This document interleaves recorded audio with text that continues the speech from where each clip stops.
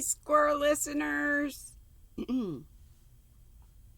Continuing on into chapter, well, you'll know, it's on the title. Anne went down to the old graveyard along a deep rutted lane between high mossy stone dikes. Wait a minute, let me make sure. Yeah. Dikes tasseled with frosted ferns, slim pointed Lombardies, from which November winds had not yet stripped all the leaves, grew along at intervals, coming out darkly against the amethyst of the far hills. But the old graveyard, with half its tombstones leaning at a drunken slant, was surrounded by a 4-square row of tall, somber fir trees. Anne had not expected to find anyone there, and was a little taken aback when she met Miss Valentine Cordelow, L-O-E. With her long, delicate nose, her thin, delicate mouth, her sloping, delicate shoulders, and her general air of invincible ladylikeness just inside the gate. She knew Miss Valentine, of course, as did everyone in Summerside. She was the local dressmaker, and what she didn't know about people, living or dead, was not worth taking into account. Anne had wanted to wander about by herself, read the odd old epitaphs, and puzzle out the names of forgotten lovers under the lichens that were growing over them, but she could not escape when Miss Valentine slipped an arm through hers and proceeded to do the honors of the graveyard, where there were evidently as many Cordelows buried as Pringles. Miss Valentine had not a drop of Pringle blood in her, and one of Anne's favorite pupils was her nephew, so it was no great mental strain to be nice to her, except that one must be very careful never to hint that she sewed for a living. Miss Valentine was said to be very sensitive on that point. "I'm glad I happened to be here this evening," said Miss Valentine. "I can tell you all about everybody buried here. I always say you have to know the ins and outs of the corpses to find a graveyard real enjoyable. I like a walk here better than in the new, N-E-W. It's only the old families that are buried here, but every Tom, Dick, and Harry is being buried in the new, I guess the new section. The Cordelows are buried in this corner. My, we've had a terrible lot of funerals in our family." "I suppose every old family has," said Anne, because Miss Valentine evidently expected her to say something. "Don't tell me any family has ever had as many as ours," said Miss Valentine jealously. "We're very consumptive. Most of us died of a cough. This is my Aunt Bessie's grave. She was a saint if ever there was one, but there's no doubt her sister, Aunt Cecilia, was the more interesting to talk to. The last time I ever saw her, she said to me, 'Sit down, my dear, sit down. I'm going to die tonight at 10 minutes past 11, but that's no reason why we shouldn't have a real good gossip for the last.' The strange thing, Miss Shirley, is that she did die that night at 10 minutes past 11. Can you tell me how she knew it?" Anne couldn't. "My great-great-grandfather Cordelow is buried here. He came out in 1760, and he made spinning wheels for a living. I've heard he made 1,400 in the course of his life. When he died, the minister preached from the text, 'Their works do follow them.' And old Myram Pringle said in that case the road to heaven behind my great-grandfather would be choked with spinning wheels. Do you think such a remark was in good taste, Miss Shirley?" Had anyone but a Pringle said it, Anne might not have remarked so decidedly. "I certainly do not," looking at a gravestone adorned with a skull and crossbones as if she questioned the good taste of that also. "My cousin Dora is buried here. She had 3 husbands, but they all died very rapidly. Poor Dora didn't seem to have any luck picking a healthy man. Her last one was Benjamin Banning, not buried here, buried in Louisville beside his first wife. But he wasn't reconciled to dying. Dora told him he was going to a better world. Maybe, says poor Ben, but I'm sort of used to the imperfections of this one. He took 61 different kinds of medicine, but in spite of that, he lingered for a good while. All Uncle David Cordelow's family are here. There's a cabbage rose planted at the foot of every grave, and my, don't they bloom. I come here every summer and gather them for my rose jar. It would be a pity to let them go to waste, don't you think? I suppose so. My poor young sister Harriet lies here, sighed Miss Valentine. She had magnificent hair, about the color of yours, not so red perhaps. It reached to her knees. She was engaged when she died. They tell me you're engaged. I never much wanted to be married, but I think it would have been nice to be engaged. Oh, I've had some chances, of course. Perhaps I was too fastidious, but a Cordelow couldn't marry everybody, could she? It did not seem likely she could. Frank Digby over in that corner under the sumacs wanted me. I did feel a little regretful over refusing him, but a Digby, my dear. He married Georgina Troop. She always went to church a little late to show off her clothes. My, she was fond of clothes. She was buried in such a pretty blue dress. I made it for her to wear to her wedding, but in the end she wore it to her own funeral. She had 3 darling children. They used to sit in front of me at church, and I always gave them a candy. Do you think it wrong to give children candy in church, Miss Shirley? Not peppermints. That would be all right. There's something religious about peppermints, don't you think? But the poor things don't like them. When the Cordelow's plots were exhausted, Miss Valentine's reminiscences became a little spicier. It did not make so much difference if you weren't a Cordelow. Old Mrs. Russell Pringle is here. I often wonder if she's in heaven or not. But why? Gasped a rather shocked Anne. Well, she always hated her sister, Mary Ann, who had died a few months before. If Mary Ann is in heaven, I won't stay there, says she. And she was a woman who always kept her word, my dear, Pringle-like. She was born a Pringle and married her cousin Russell. This is Mrs. Dan Pringle, Janetta Bird, 70 to a day when she died. Folks say she would have thought it wrong to die a day older than 70 because that's the Bible limit. People do say such funny things, don't they? I've heard that dying was the only thing she ever dared do without asking her husband. Do you know, my dear, what he did once when she bought a hat he didn't like? I can't imagine. He ate it, said Miss Valentine solemnly.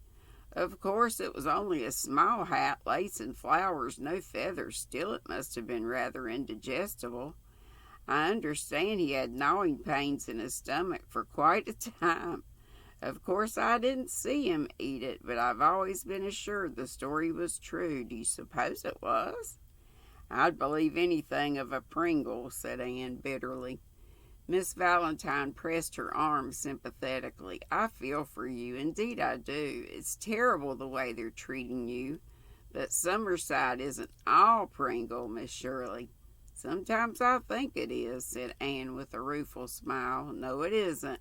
And there are plenty of people would like to see you get the better of them. Don't you give in to them no matter what they do. It's just the old Satan that's got into them. But they hang together so, and Miss Sarah did want that cousin of theirs to get the school. The Nathan Pringles are here. Nathan always believed his wife was trying to poison him, but he didn't seem to mind. He said it made life kind of exciting. Once he suspected she'd put arsenic in his porridge. He went out and fed it to a pig. The pig died 3 weeks afterwards, but he said maybe it was only a coincidence. And anyway, he couldn't be sure it was the same pig. In the end, she died before him, and he said she'd always been a real good wife to him except for that one thing. I think it would be charitable to believe that he was mistaken about it. Sacred to the memory of Miss Kinsey, read Anne in amazement. What an extraordinary inscription. Had she no other name? If she had, nobody ever knew it, said Miss Valentine. She came from Nova Scotia and worked for the George Pringles for 40 years. She gave her name as Miss Kinsey, and everybody called her that. She died suddenly, and then it was discovered that nobody knew her first name, and she had no relations that anybody could find, so they put that on her stone. The George Pringles buried her very nicely and paid for the monument. She was a faithful, hard-working creature, but if you'd ever seen her, you'd thought she was born, Miss Kinsey. The James Morleys are here. I was at their golden wedding. Such a to-do. Gifts and speeches and flowers and their children all home and them smiling and bowing and just hating each other as hard as they could. Hating each other? Bitterly, my dear. Everyone knew it. They had for years and years, almost all their married life, in fact. They quarreled on the way home from church after the wedding. I often wonder how they managed to lie here so peaceably side by side. And again Anne shivered. How terrible. Sitting opposite each other at table, lying down beside each other at night, going to church with their babies to be christened, and hating each other through it all. Yet they must have loved to begin with. Was it possible she and Gilbert could ever? Nonsense.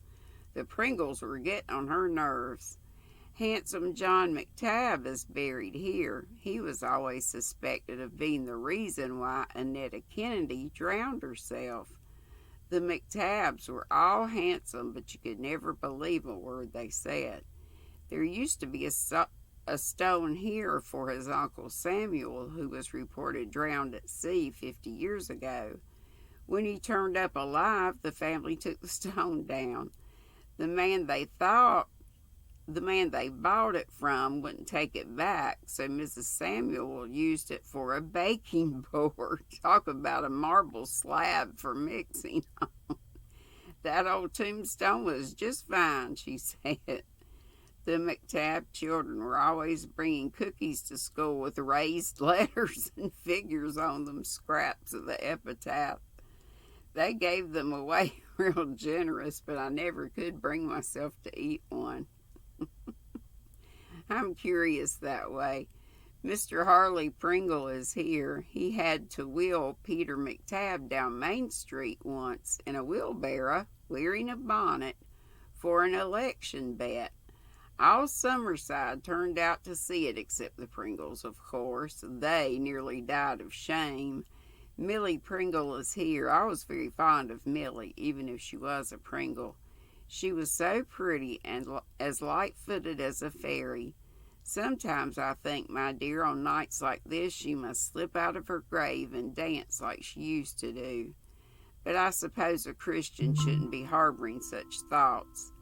This is Herb Pringle's grave. He was one of the jolly Pringles. He always made you laugh.